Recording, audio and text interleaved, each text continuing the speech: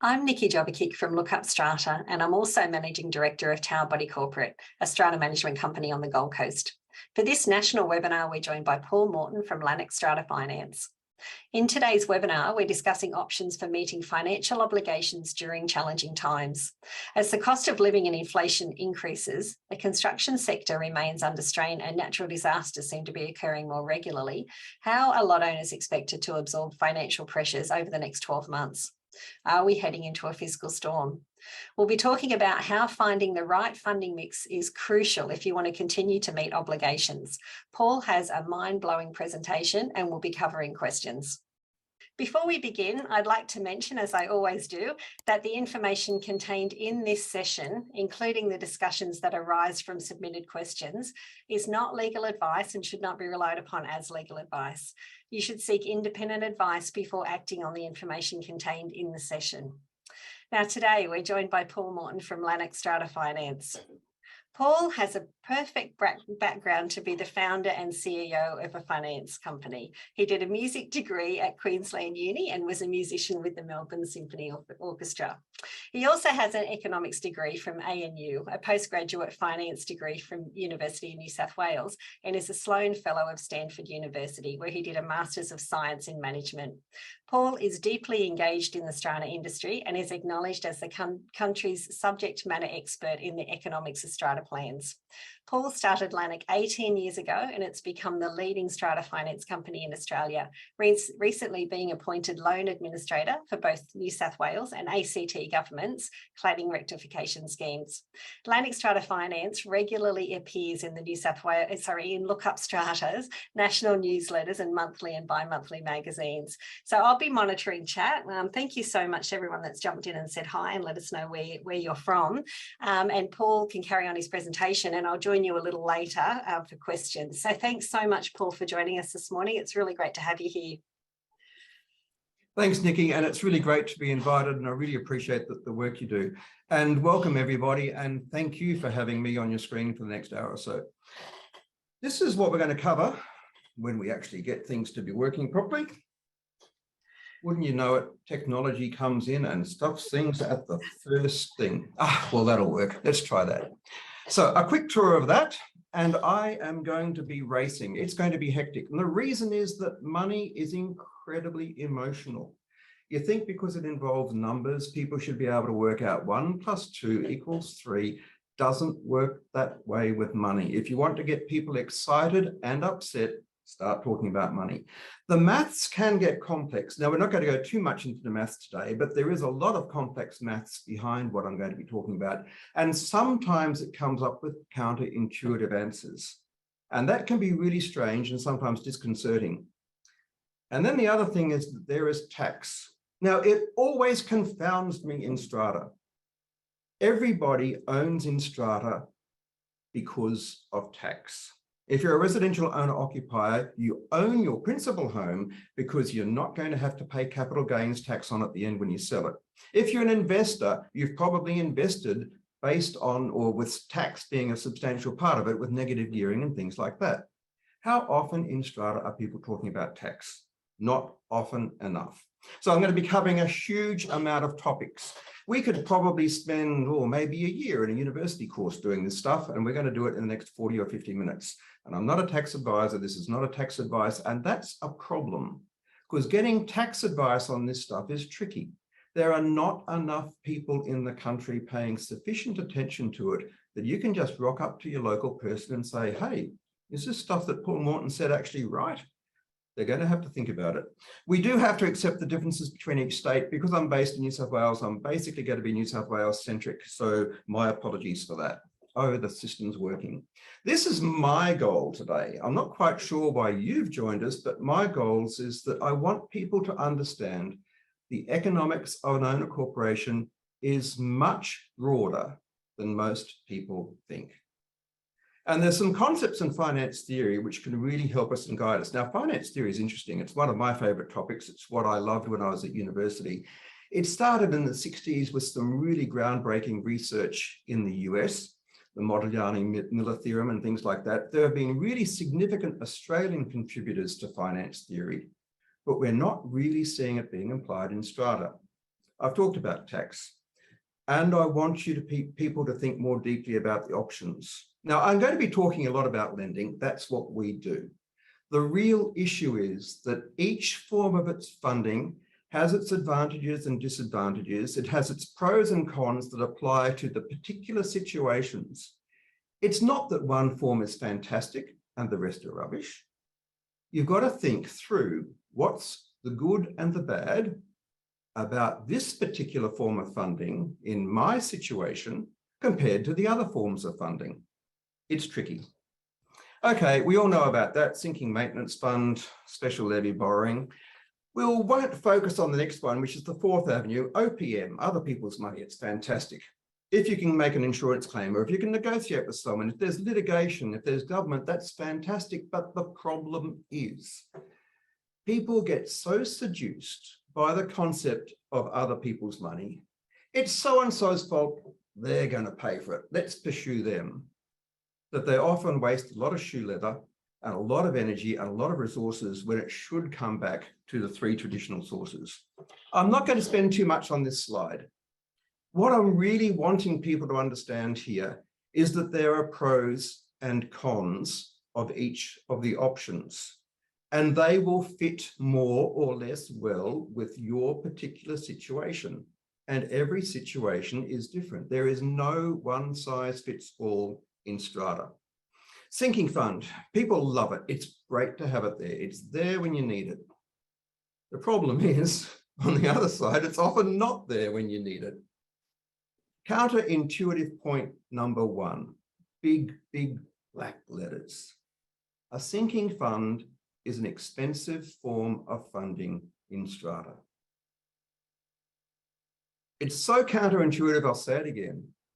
Usually it's the most expensive form of funding in strata. Now, for this slide, please take that as an assertion from me.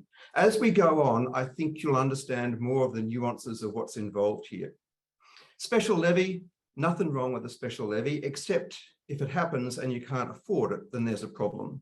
Borrowing, I'm going to spend more time talking about that, and we won't spend too much time on the others because I really want us to focus on the three traditional sources. Counterintuitive point number two, borrowing will be cheaper for the majority of owners. Now, I've left out deliberately a really important part of this slide. After tax. It usually, for most corporations, most of the time, will be the cheapest, what we in finance call weighted average cost of funds. And it's immediate, and you don't have dormant funds sitting over time in a sinking fund, and we don't have the severe cash flow imposts of a special levy. Now, I'm going to go quickly into tax. I'm going to come back to borrowing as well, but quickly into tax. There are four relevant taxes in strata: income tax for the owner, income tax for the corporation, capital gains tax, and GST. Now, just a quick stop. When was the last time you, if you're an owner, committee member, strata manager, or somehow a participant in the strata sector, when was the last time you thought, what does this decision we're about to make, what does it imply for each of those four taxes for the people who are involved in the decision? These are the people involved in the decision: residential owner occupiers, personal investors, company investors, super fund investors. There's not all that many super fund investors, but they're there to be counted. And the interesting notion is that the investor is actually the majority of owners in strata. I mean, there's commercial strata, but even in residential strata, investors are the majority. Types of levies. Talk to a strata manager and you can have a lot of fun with this one, because sometimes it's really critical. Is this a sinking fund levy or a special levy or an admin levy or whatever it is? In the way that I'm thinking today, I'd like to present it to you slightly differently, that there are two types of levies. There's a levy to the sinking fund. Now, obviously, a sinking fund levy is to the sinking fund. A special levy is almost always also a levy to the sinking fund. And then there are levies to the administration fund. And it's important to note that because of the tax differences in them for each of the types of owners. Here's the nub of it. Each of the 2, 3, 4, however many types of levies you want to think about play out completely differently for each of the 4 taxes for each of the 4 types of owners. I said this was complex. So who knows this? In my view, far too few people. And who's thinking about this and who's taking this into account in their decisions? Now, look, do we want to spend our day thinking about tax? It's pretty much the last thing I want to think about when I go home. But tax has a really important impact on what our returns are, on what our cost of funds is, and we need to think about it more. Now, there are some concepts from finance theory. Opportunity cost. When I first started talking about this in general meetings 15 years ago or so, people's eyes would glaze over and, what the hell is this guy going on about? Now, I don't know what's happened, but something in the water has made a change, and most people get it pretty bloody quickly. It's the next best thing you can do with your money. Now, I'll go on to talk about the implications later on, but it's an important concept. Everything that we do has an opportunity cost. You've got an opportunity cost of listening to this webinar. You could be doing something else. That's the cost of participating. Let's go on with a few other things. We'll come back to it. Return on investment. Really, really critical. And I'm going to talk more about that. And then there's also a whole field of finance theory called capital budgeting. I won't talk about that so much today, but it's really relevant to Strata. Opportunity cost. There is no free lunch, as Milton Friedman very famously said. Everything you do has an opportunity cost. So when you pay your sinking fund levy or your admin levy or whatever it is, the money is not free. If you've got credit card debt, putting that money there is costing you 15 or 20%, or if you would have it after paying a special levy or something like that. But there are other ways of thinking about it.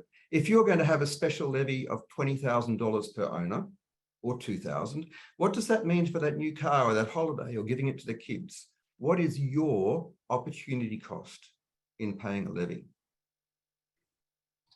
Going on, return on investment. It's actually really simple. What's the bang for your buck? What value do you get in return? Work out that value, divide it with the actual amount you've invested, you come up with a percent. That's the financial return. But also, I think really, really important in strata decision making is how you feel. Because it's how you feel when that improvement or that repair has been made, which is also an important part of return on investment. So I'm not going to go again in great detail about this right now, but whenever I talk about ROI through this presentation, I mean clearly the financial return, but I'm also incorporating the emotional or feeling return. Now, I just make a quick comment here about owner-occupiers versus investors. There has been for a long time a common thought in strata, oh, the owner-occupiers are really interested in their property and in lifestyle and how things are to live, and the investors are only interested in return. They don't care about what it's really like in this property. I've got a really strong answer to that, which I probably can't say on a webinar. So let me say I disagree. I have not met an owner-occupier who doesn't care about the value of their property. One day they're going to sell it, or one day they're going to put it in their will and leave it to their kids. But I think all owner-occupiers are concerned about return and therefore the future value of their property. And if an investor is not thinking about lifestyle, then they bloody well ought to. Because it's how that renter feels when they walk up the path, when they go into the foyer, when they get into the lift, when they go into the apartment, which determines how much they're going to pay in rent. And it's how that purchaser feels when they do the same thing, which determines how much they'll pay when an investor sells, which is an important part of return in Australian property investment. So I don't accept this divide between owner-occupiers and investors. Moving on. What happens when we apply some of the concepts of finance theory to strata? The first one is to get out of the scarcity trap, think abundance. How many times have you sat in a committee or a general meeting and something has come up, we need to spend X on whatever, and people have said, we don't have any money, what's the cheapest we can get? Or they've said, look, we've got $70,000. What can we get for $70,000? That's the scarcity trap. Turn that off. Think of it in terms of what's the return on our investment. So think about investing, not expensive. If you think about things as an expense or as a cost, then you'll automatically think cheap. That's what we do as human beings. There's a really good reason why cheap and nasty are almost always in the same sentence. But if you think about investing, that means you're going to think, what's the return on that investment? Should we do the $60,000 fix or the $75,000 fix? It's not obvious until you think about what's the return on it. It's not necessarily the cheapest quote. It's not necessarily the cheapest project. It's what return do we get from investing $100,000 in this area of our property or $150,000 in this area of our property? I don't have to tell you what's good about sinking funds. They've been around for ages. We know and we love them, and they're a very nice thing to have. Absolutely. Everybody knows the good stuff about sinking funds. So let me tell you the bad stuff about sinking funds. They can be an opportunity for people not to think, oh, we have to invest $60,000 on this thing. Where are we going to get the money from? It's in the sinking fund. Fine, go on. And people aren't stopping to say, should we be spending 60,000 or 75? And what really is going to give us the best return? The other thing about sinking funds that people don't think about is opportunity cost. If you're putting money from your pocket into the corporation's pocket, there's a cost to the money that's being put there. It ain't free. As I've said before, it's typically the most expensive form of funding. We're not today going to go through the maths to prove that. Yes, it is good to have money because you can get on a return on that, but typically they're low returns. Now, they're not low returns because of bad investment decisions being made by the corporation or by strata managers, something like that. Not at all.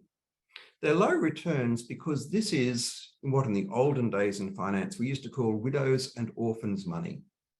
It belongs to everybody. It's on trust. So there are limitations, quite sensible limitations on what you can invest in. Nothing like what you could invest in if the money was in your own pocket. I've said before, it's not free money. I hope people have got my message on that one. Special levies are not the devil. They are cost effective and they do give cause for people to think. If you're going to have to pay a lump sum of 2,000 or 20,000 or whatever it is, you're going to think about it. That's good. The concerns are the cash flow impost. There is an opportunity cost. Like a sinking fund, it's not free money. And there is an issue of what if some people can't pay? It impacts the timing of what you can do in projects. Coming back to borrowing. One of the reasons why I love it, apart from all the mathematics involved, etc., is it gets people out of the scarcity mode. It enables you to start thinking, what is the right project? Not what's the cheapest or the one we can get away with or the one that'll kick the can down the road and in 2 years' time I'll be off the committee and I won't have to think about it. Obviously, borrowing spreads cash flows over time. I've already talked about being cheaper after tax. It's quick. The other one is people often don't think about it's off balance sheet. Now, if you think of yourself as a company, and if you thought that you had a profit and loss statement and a balance sheet, you'd have your assets and your liabilities. And in terms of liabilities, you'd then have the possibility for credit, which is, well, you know, I can draw down on my redraw mortgage and I can have a bit more liability. Borrowing by the corporation is off your personal balance sheet. It doesn't affect your own lines of credit. The bottom one's pretty obvious. It's not free. Just like the other two options are not free. So why don't we use them? I'm hoping that this seminar and others like it and the discussion, and I'd love lots of discussion, and I would love lots of people to be disagreeing with me, because that means we're going to be working through issues and coming to a resolution. So there is a general lack of financial understanding. And I don't mean to be rude to any of those people or disrespectful, but just come back to think, well, how often have you thought about tax in the decisions you're making in raising levies in strata? The other issue in strata is that the naysayers, it's just the nature of the process, seem to get too much attention. We have a natural desire for consensus. And even in some of the most vitriolic committee and general meetings that I've been invited to, at heart, people would like to agree with each other. And so a naysayer often has an unusual amount of influence in what goes on. And Australians say that they don't like debt. Well, that's not what they do, because debt is an enabler. I think most people today, when they bought their unit or whatever properties they have, probably put in 20% of their own money and borrowed 80% from the bank, more or less. Debt is an enabler. We have used debt to great effect, but we like to say we don't like it. And if you're in a group of people with your fellow owners, it's good to say you don't like debt. It somehow feels morally responsible. Looking down to the economics, and it's a bit different. And then there's the FUD factor, fear, uncertainty, and doubt. And in some states, inappropriate legislation. Queensland, I am calling you out. The notion that, say, in a strata group of, let's say 20, 50, 100, or even 10 or 5, one person can dissent and so therefore stop the huge majority from doing what they want to achieve, to me is just a fallacy. That's a fraud on the majority. I'm sorry, Queensland. I think we should talk about your legislation. Now, we've had a few questions before the session, and Will said, in effect, why aren't strata loans cheaper? And it's a good credit risk. Well, one reason it's unsecured, but that's actually not the full reason at all. The next 2 points are actually far more important. Banks over the world, due to the legislation of Basel 1, 2, and 3, we're up to 3 now, and also implemented by APRA, have to keep a certain amount of capital on their balance sheet. They just can't keep on lending money unless they have equity to support it. The higher the capital weighting, the more expensive. Now, strata loans, and obviously we're not a bank, but in order to lend to you, we borrow from banks, what's called 100% risk weighting. Mortgages are risk weighted much, much, much less. And it varies a bit, but typically at the 25 to 35% range. Because a strata loan has a higher capital weighting, it costs more, it's more expensive. That's one reason. The other one is just the size of the market and economies of scale. The mortgage market in Australia is 20,000 times bigger than the strata loan market. As the strata loan market gets bigger, it will get cheaper. But we're in the here and now. So yes, that's why strata loans are the price that they are. But remember what I was talking about before. After tax, they will be cheaper for the majority of owners. Now, Susan had a question, a very interesting one about hybrid loans. Look, I think the strata finance sector, and you know who the players are, we've been looking at this for quite a long time, and broadly there are 2 types of quote unquote solutions, because obviously you'll get the impression that I don't feel they're valid solutions, at least not yet. Basically, there's a use of special levies, or the concept that the owner corporation will borrow the money, but some owners will lend to the corporation, so therefore making an upfront payment. Now, in thinking about this, it's useful to have some metrics. How are we going to decide anything if it's good or bad? We need to have a list of criteria. I've put down 5 there. I think they're fairly self-explanatory and quite obvious. We could probably workshop this and put down a couple more, but those will do us for the moment. The idea of the special levy solution to this is, let's have a special levy. Okay, 10 owners, all with equal unit entitlements, need $100,000. We'll have a $100,000 special levy. If you can't pay it, that's okay. We'll just borrow the rest. So 4 owners pay their special levy on time, 6 owners can't, and the corporation borrows $60,000. You can also apply the discount for early payment, slightly different in each state, and the interest rate on arrears to give incentives and disincentives. But the consequence is that the people who haven't paid are disenfranchised. They now can't vote. Now we sort of, look, let me be just very colloquial. Now there's the good people and the bad people, and the good people are those who pay their levies on time, and the bad people are those that don't. But these people aren't bad people. We knew from the start they'd not be able to pay their levy, but now they're disenfranchised. Then there's an unknowable time frame for people who haven't paid. It's very hard to predict any cash flows. And getting the maths right in terms of everybody paying the same cost or the right amounts is quite tricky. The other one is the idea of the owner lending. So the example I've just used, $100,000, 10 owners, 4 owners might want to lend the corporation 10,000 each, and then they borrow the 60,000 from a strata financier. There are several issues with this. One is that you can't offset or net the interest that will be earned by the lending owner and also the principal payments that they will get back from the levies that they must pay. So the corporation's borrowed the money, all owners have to pay the levies, but some owners, the ones who've made the loan, are getting money back in terms of the interest and principal on the loan. Those two amounts can't be netted off against each other. That adds a lot extra admin work. The next one is that interest earned by these lending owners is going to be taxable at their marginal rate, whatever that might be, you know, from 0 to 48%. And there's a significant administrative burden. So if you're a manager or an owner corporation, the things to think about are, can you and your auditor reconcile the netting concept with your obligations? And I've used the New South Wales legislation here, the Property Stock and sorry, it's not Stations Act, it's Property Stock and Agents Act. My bad on that, apologies. Now, there'll be equivalent legislation in each state, but basically what it's saying is that particularly strata managers and others have a common law duty of care regarding funds held in trust. That then is taken and put into the Property Stock and Agents Act, and there's legislation there, and there are issues about being transparent, etc. Now, we've got or at least our tax advisor has a letter from the New South Wales Office of Fair Trading saying, confirming what we believed, which is these must go through bank accounts.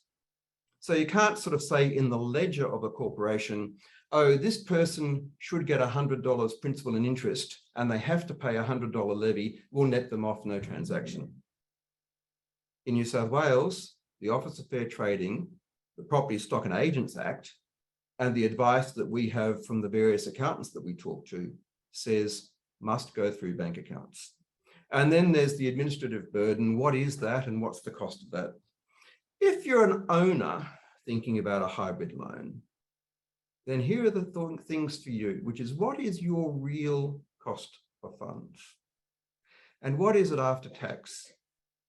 And what it is it in comparison? And here I've just put the after-tax cost to you of a strata loan, but it's actually in comparison with the other way as well. What is it in comparison with a special levy? And what is it in comparison with a sinking fund? And at what rate will the interest you receive on the loan you've made be taxed? So those are the things to think through when thinking of a hybrid loan. And I think it's an important thing to do. Susan also had a question about selling a unit. And basically the thought was, if there's a strata loan, a purchaser won't pay as much because the levies are higher. I'd say yes, that's correct.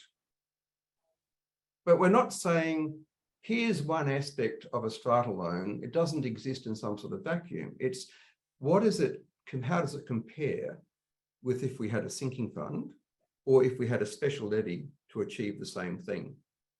Now, if you look at the two comparisons I've made there, the right-hand side, you can see the same numbers, $100, $10 and $90. The names are different, and think it through. If there's a strata loan, you'd like to think your property's worth $100. But the purchaser coming along should look into it and say, oh, hang on, there's a loan here, and my notional share of that loan is $10. I should pay you $90. That's exactly what the point Susan is making. Very valid point. But let's compare it, just in this case, with a special levy. Okay, sell the unit for $100. But in order to get $100 for your unit, you had to invest $10 in a special levy. Your net return's $90. Now, to make this obvious, I've ignored some things like the timing of flows and the time value of money and the cost of the money in each of the opportunities. So I haven't worked out pre-tax and after-tax. But here in this simple table, you can see the unfortunate truth in strata, which is that everyone pays all the time. The first strata workshop or conference I ever went to was in 2004, I think, in somewhere near Wollongong or something like that. It was the New South Wales Strata Conference. And a strata manager came up to me and said, well, apart from saying what you're doing is illegal, oh, well, that's an interesting one. Can't figure that one out. They were saying, well, you must have a sinking fund because it's a way of allocating costs properly to owners over time. Well, it does allocate costs to owners over time. Whether it does it properly is highly, highly questionable. But the important point is it's not a matter of a sinking fund allocates it and the other ones don't. If you don't do maintenance, you are going to pay by decreased capital appreciation of your property. If you have a strata loan, you are going to pay by having to pay the interest. Owners in strata always pay all the time. It's comparing each of them, which is really, really important. I think I've probably covered this slide and what I was talking about. When I say think broadly, it's not saying, oh, this thing is bad because of this attribute. It's saying, how does this attribute compare with the attributes of the other forms of funding that we have? Always think in ROI. I've talked about this thing and comparing. And it's right to focus on the cost of funding. Really, really important. But here's a little strata secret. The costs of each funding alternative are not that different. Now, of course, if your cost of funds in one situation is going to be 5% compared to 10% somewhere else, it's obvious. You are better off with the 5% cost of funds, and we can work it out exactly why. However, in most situations, we years ago analysed about 680 properties to come up with these numbers. Most situations, the range is probably sort of 5 to 10% in the difference of cost of funds between the different options for owners. But I've said before, think about return on investment. The big impact on ROI is the project you choose. Should you do this job with a $200,000 solution or idea, or a $500,000 solution or idea? I don't know. But I know the way to figure it out, which is what's the return on your investment. And I know the way not to figure it out, which is, oh, 200,000 is cheaper than 500, or we don't have any money, what's the cheapest? Putting your energy on the project you choose will have a really huge impact on your ROI, much more than the choice of the cost of funding. Also putting your emphasis on the contractor you choose. So let's say the 200,000 project is the right one. Do you choose this guy at 190,000 or that guy at 220,000? It's not immediately obvious. Cheapest is not always best. Quality of work, time taken to do it, number of callbacks, all of those sorts of things. David and Malcolm had different questions, one about water leakage and another about a deck on their property, but the answers were somewhat similar. The majority required to make a decision about funding, whatever it is, in New South Wales is 51%. Depending on what it is and where you are, it can vary between a simple majority of 51%, a special resolution of 75%, or the Queensland, without dissent. But think about that in your answer. David and Malcolm are both in New South Wales, so I've answered your question there. If you're not getting satisfaction from the OC in what you're doing, you do have options. First, talk to your strata manager. If you don't get satisfaction there, talk to a strata lawyer. But look on the Office of Fair Trading website and consider whether you should be making an application to the Consumer Affairs Tribunal. There's one in every state, slightly different names, different processes, but they achieve the same things. Now, in, I think it was Malcolm's situation, he believed that 49% would be against a loan. What do you ask them? Well, the same things that you had asked, that talked about before. What's your cost of funds? What is it after tax? And of the various options for doing this, what's the impact on rental return and capital value? It's not really David's question, but it comes into it, which is another strata secret. Look, I am being incredibly personally opinionated here. In my view, never stage a project. Why do we do them? Almost always it's because of scarcity thinking. We don't have the cash, so let's put this into 3 bits and we'll do one now and one next year and one in 3 years' time, something like that. Here are some reasons never to do it. Inflation, CPI, or the labour and materials index, costs will go up. You'll also have to duplicate some costs and duplicate effort. Getting the builder on site costs money. Now, turning up the first day costs money. Also, there's the inconvenience of living in a construction zone and the impact that it has on people and rental returns and all that sort of stuff. But I think the most critical thing, particularly if you're on a committee, you just get tired. Get out of the scarcity thing. Do them, do it once, do it right. I just want to take it aside here and talk a bit about what I call strata renewal, call it anything, to uplift or whatever. So basically the premise is we have a, whatever your problem is, but if we do, whatever the great idea is, and we put a penthouse on top, then we'll fix all the problems, we'll add new features, sell the penthouses and pay for everything. I've made it sound flippant and sort of simplistic. It's actually a really useful way to think of the opportunities in your strata property. This property is the standout example of what's been done here. So they're in Tamarama. They had 2 fire orders, concrete cancer. They had 78 lots, all with 180-degree ocean views, no balconies, 50 car spots. It was an ugly lot on the landscape. Now they have 2 lifts instead of 1. Every unit has a balcony, and instead of sort of the windows, which are about like this, they have floor-to-ceiling glass doors going out into those balconies. There's underground parking for 90 cars. They dug a very big hole in the backyard and filled it in with a car park. The penthouses, as of earlier this week, sometime are on the market, and it is a pleasing, look, I'm being joking about the blot on the landscape, but you get the idea. Before is on the left, after is on the right. This is what these penthouses are like. So in summary, what I'd really like from people is broader and deeper thinking about the funding options. All 3 of the options have merit. I'm not here to say that a sinking fund is a bad thing. What's bad is the way people think about a sinking fund, because they think of the goods, they don't think of the, well, not so bad, it's the cons. They don't think about the costs. They don't think about the other implications of them. Opportunity cost. Everything you do with your money has a cost. The money you put into a special levy or a sinking fund or whatever is not free. Return on investment. I think I've banged on about that enough. Get rid of the scarcity thinking and costs. Think in terms of investment and returns and tax. That's not actually taxi. That's an exclamation mark there.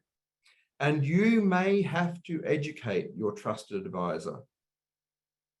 Now, we have a relationship with Rod Laws at Tinworth in Sydney. He's just a brilliant strata tax accountant. This is a smallish firm. They have about 2,500 clients.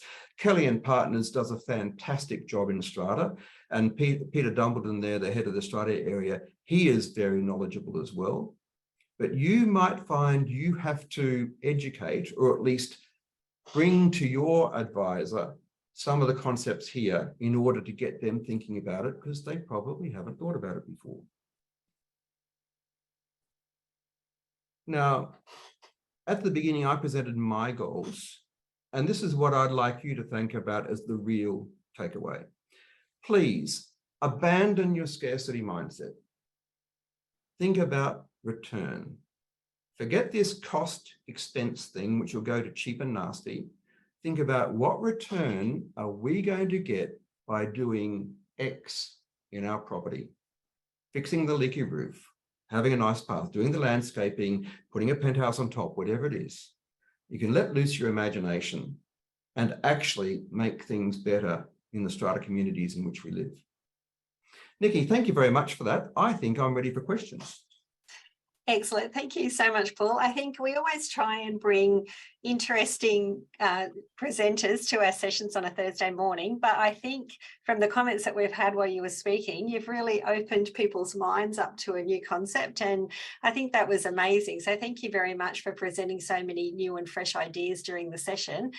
Just to read through a few of the comments that we received, just to give people an idea. Peter said, what a great subject, never heard anything like this before. Excellent presentation, congratulations. And Susie was saying, I think what you're saying makes complete common sense, sometimes often overlooked by strata owners. So it was really good to get that feedback while you were speaking. No, that's great, Nikki. Thank you. All right, and just to let everybody know, I know we did questions a little bit differently today during Paul's presentation. So he mentioned the questions during the presentation as you saw and referred back to notes. But if you're interested in the actual questions, what we might do is in the email that comes out later today, we'll actually provide the questions for you as well. So anyone that's interested can read the questions and then match them up with the presentation. So yeah, that's great. We did have lots of questions coming through. So I've written some down that we can cover. So one of them was a question from Michelle, and this is possibly a quick one. She's from Sydney, New South Wales, and Michelle just asked, can you simply take out a bank loan? Does it have to be a strata loan? Strata loan, well, it doesn't matter. Let me go back a little bit. As far as I'm aware, there's only 3 or 4 companies who will lend to an owner corporation. Banks are not in this business, or Macquarie Bank is, and Macquarie does an excellent job, fantastic and professional people. I'm from Lannock, but I really do admire the people at Macquarie. So yes, they're a bank, but they're the only actual bank, as in legislated bank, that lends to strata. Often I hear, our bank is going to do it. What normally that is that someone might have a great relationship with their local manager, and a local manager always wants to be amiable and help people. So I say, oh, yes, we can do that. And I'll go away, talk to their credit people, and they either come back after about 6 weeks with a no or a yes, but every single owner must give a personal guarantee.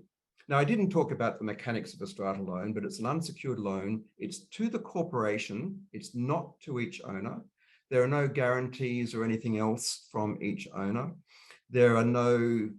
owners don't have to give personal financial information, and there's no charges, liens, caveats, mortgages, anything like that. There's nothing registered on the title of the common property or of any particular owner. So certainly go around the strata lenders and find the one that you think is most appropriate for you, that will suit your needs. But except for Macquarie, banks are not in this market. Okay, thank you for that.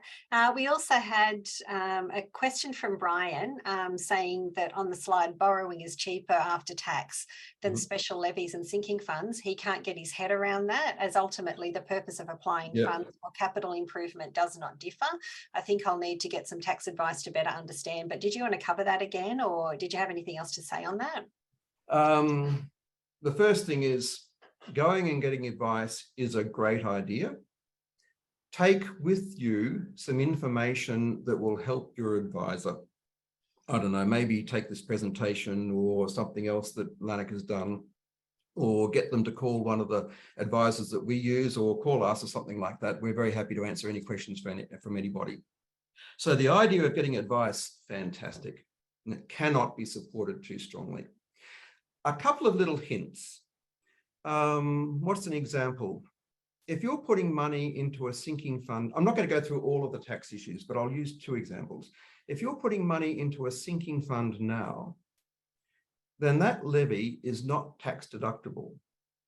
The tax deductible event is when the corporation invests the money. That's when you have a capital gains tax event. There's a change to your capital gains tax cost base, and that allows you to then amortize it over the next 20 or 40 years. So if you had a sort of a 5-year period of contributing to a sinking fund, the tax deduction in terms of capital gains tax only begins after the money is spent. And that's one example of why tax affects the cost of funds.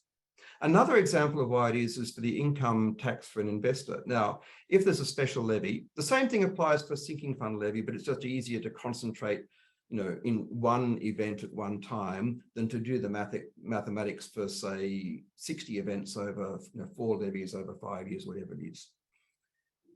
If there's a special levy and you borrow in the right way, it has to be in the right way, then you'll get a tax deduction for the interest. And that's very, very useful. Whatever you've borrowed at, your investment property loan or commercial overdraft, whatever it is, apply a tax rate to it to work out the after-tax cost of funds. That's good. If the strata corporation borrows, then you're going to have to pay an admin levy to service that loan. Borrowing is serviced from the admin fund. It's not serviced from the sinking fund. Admin levies are fully tax deductible in the current period. And so that means, the first payment in any loan is typically about 50% interest and principal. You're getting a tax deduction, not for the interest, but for the levy you've paid, which includes principal. So at the first one, you're getting double the tax deduction. The last payment of a loan is about 2% interest and 98% principal. So you're getting 50 times the tax deduction. Now, you do have to bring that back to current dollars with cost of funds and the cost of time value of money. But that's a significant part of the reason why after tax for investor owners, a strata loan will always be cheaper. Okay, wonderful. Thank you. And we just had questions coming through about contacting people from Lannock. So I know Marjorie's jumped in there and put her contact details for Queensland in there, but we just want to let everyone know that we will be providing contact details to Paul and to Lannock at the end of the session when we send the recording out as well. So you should be able to get in touch with someone, and I'm sure that Paul will welcome a call or someone in his office to cover any questions you might have after the session if we haven't had time to deal with them during the session itself. It's our favourite topic, and it's all we do. So we're delighted to talk to people about it. Excellent. That's wonderful. Thanks, Paul. Thanks for extending that. And we just had a question from Peter saying sinking funds are there for everyone to contribute over the life of the asset, and failure to pay by some means that all owners are liable. So that's just more of a statement, but did you have anything to mention about that at all, Paul?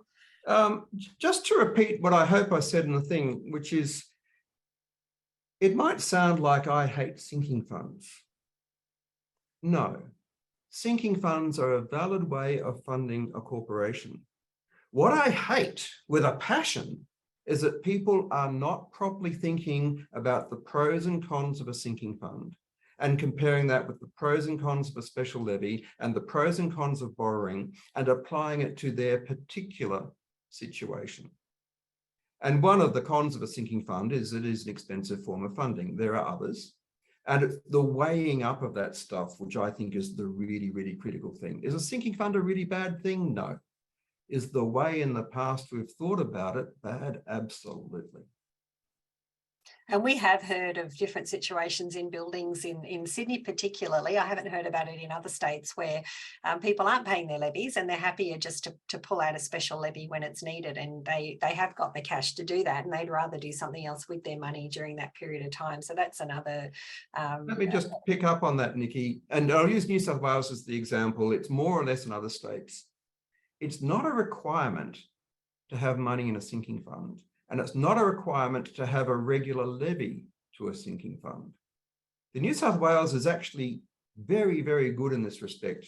The requirement is to think each year about what is the right thing for you. And I think, look, I could probably ask the legislators to slightly change the wording or stuff from a marketing perspective. But the really, really important thing is to think each year about what is the right thing for your owner corporation in your situation, taking into account the pros and cons of the three forms of funding. And then Brian had asked, my understanding is that a hybrid loan, even the lot owners who choose to pay up front are still jointly liable for any strata loan. Correct. Okay, great. No change in that regard. Okay, wonderful. And then we had a question come in. All of my dealings with strata owners, the thinking is constantly about the cheapest quote. I think you touched on this as well during the presentation. Doesn't that make you want to tear your hair out? You say, how do you change? When they're going to buy their car, They don't think about what's the cheapest car. They think about what's the right car for them. And when they buy their holiday, they do the same thing. And when they come to look at their expenses in Strata, all that common sense straight out the window. Sorry. That's fine. And I think the other thing that we get frustrated by when we get questions coming in are committees who decide to do a patch job rather than an actual repair of something like a roof that's leaking. So they're just consistently spending money on this repair, where if they just fix the roof in the beginning, then it would solve the issue. I share your pain. Did you have anything else that you wanted to mention, or something else that's come up during the discussion that you'd like to leave us with, or a final point that you've got that you'd like to really hone in on to let people know? I've said what I want to say so many times, but I'll say it again. Please think deeply and broadly, and please get advice. Educate your advisor when you're doing it. And there's no such thing as a free lunch. There's no free money. All of the options have their pros and their cons, and you need to work out what's right for you in your situation. Excellent. Thanks, Paul. That's wonderful. Once again, Paul, we really appreciate your time today, and it was great to have you here. It was good. Thank you. Excellent. Thanks so much, everyone. We'll see you next time. Bye. Thanks for joining us for this educational session. If you gained value from the information, please like this video. You can also engage further with LookUp Strata by subscribing to our YouTube channel, or by being kept informed about Strata news via our regular newsletters. Our subscribe link is listed in the description box below.